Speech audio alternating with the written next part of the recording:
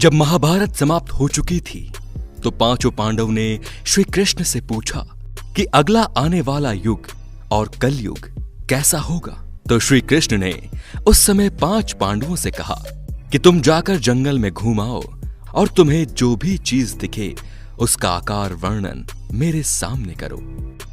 पांचों भाई वन में चले जाते हैं और उन्होंने वन में जो देखा उसे देखकर वो आश्चर्यचकित रह गए।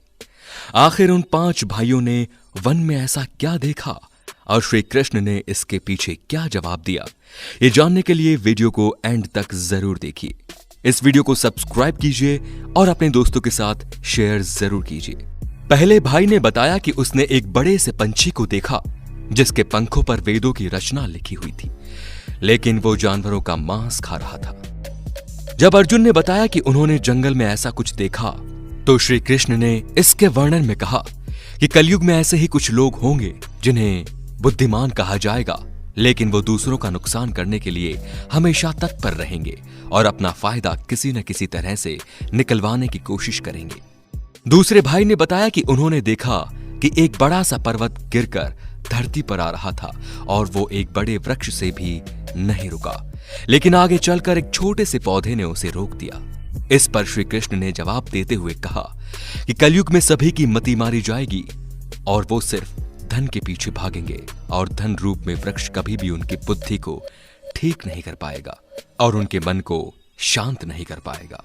अगर वो छोटे से पौधे यानी कि हरि के नाम के बदले उसी समय उनकी समस्या का निवारण हो जाएगा और कलयुग में मन को शांति मिलेगी। इसके बाद आगे चलकर भीम ने एक ऐसी गाय देखी जो अपने बच्चों को इस कदर चाट रही थी कि उसके जिस्म से रक्त बहने लगा, जिसे देखकर भीम हैरान हो गए और जैसे इसका अर्थ स्पष्ट करने को कहा। श्री कृष्ण ने बताया कि कलयुग में लोग अपने बच्चे से इतना प्यार करेंगे कि उनके प्यार के चलते उनका विकास ही रुक जाएगा और कलयुग में बच्चे विकासशील नहीं होंगे। ये माता पिता के प्रेम में ही फंस कर रह जाएंगे। अगर किसी का पुत्र साधु बन जाता है तो उसके दर्शन करेंगे लोग, लेकिन खुद का पुत्र साधु बन जाए तो बैठकर रोएंगे लोग और निराश होंगे कि आखिर उनके पुत्र ने ऐसा क्यों किया। इसके बाद श्री कृष्ण ने कहा कि तुम्हारे पुत्र हमारे नहीं बल्कि उनकी पत्नियों की अमानत हो जाएंगे और बेटियां उनके पतियों की, वह आत्मा भगवान के हवाले हो जाएगी और शरीर मिट्टी में मिल जाएगा। इसके बाद जंगल में उन्होंने 2 सूंड वाले हाथी को देखा, इसीलिए श्री कृष्ण से स्पष्ट करना चाहा। तो श्री कृष्ण ने कहा कि कलयुग में ऐसे ही दोगले लोग होंगे जिनके हाथ में सत्ता होगी और वो कहेंगे कुछ और करेंगे कुछ और इसी तरह से वो मासूम लोगों का शोषण करेंगे। सहदेव ने देखा कि जंगल में बहुत सारे कुएं थे, इनमें से एक बीच का कुआं था और वो खाली था।